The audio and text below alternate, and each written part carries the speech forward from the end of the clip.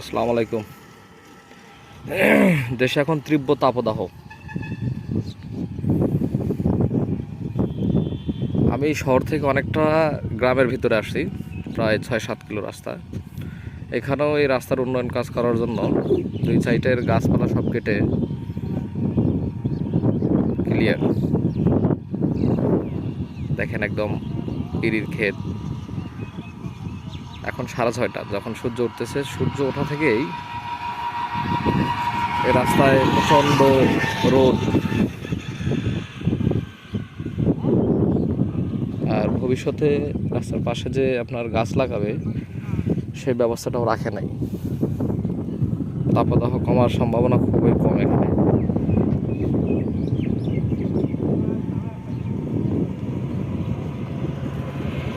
গ্রামীণ রাস্তাগুলো যদি এরকম হয়ে যায়, আল্লাহ না করুক, আগামীতে আমরা এই তাপদাহর সময় কোথায় গিয়ে কি করব সেটার উপর আল্লাহ ছাড়া কেউ বলতে পারবে না।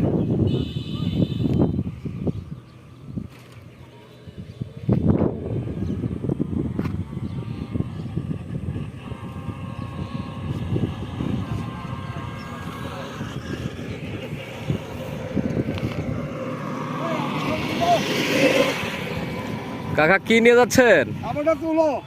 কি নিয়ে যাচ্ছেন বাজারে?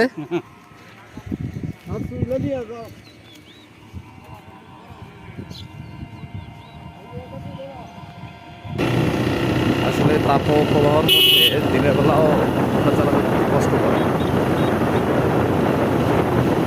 এই 6:30-6:45 নাগাদ যদি এত রোদ হয় গ্রাম অঞ্চলে, তাহলে আমরা যাবো কোথায়? এই সময়টায় চক্রের মধ্যে পানি থেকে, মানে এত সকালবেলা একটু ঠান্ডা আবহাওয়া না হয়ে যে বাতাসটা আসতেছে সেটাও কেমন যেন একটু গরম, অস্থির অস্থির ভাব। অবশ্যই এই গ্রামীণের মধ্যে জল কিনলাম কিছু মানুষের সময় কাটানোর জায়গা হচ্ছে গরমের কারণে।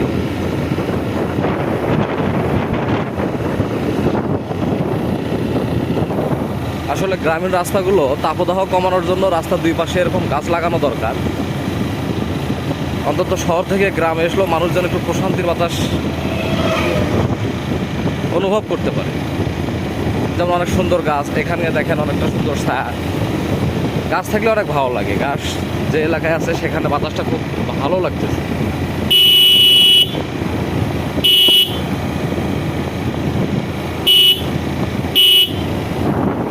যখন কোনো গ্রামীণ রাস্তায় এরকম অনেক সুন্দর করে কাজকর্ম করা হয়, তার পাশে যদি গাছ থাকে, আসলে রাস্তাটা উপভোগ করতে অনেক মজা লাগে।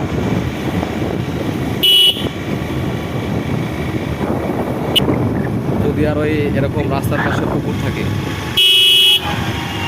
বাতাসটা আসলে কেমন হবে, বিকেলের সৌন্দর্যটা আরো সুন্দর হবে।